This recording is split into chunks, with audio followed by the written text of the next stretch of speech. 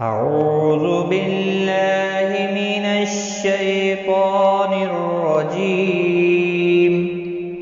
بسم الله الرحمن الرحيم. ألم تر كيف فعل ربك بأصحاب الفيل؟ ألم يجعل كيدهم في تضليل وأرسل عليهم طيرا أبابيل ترميهم بحجارة من سجيل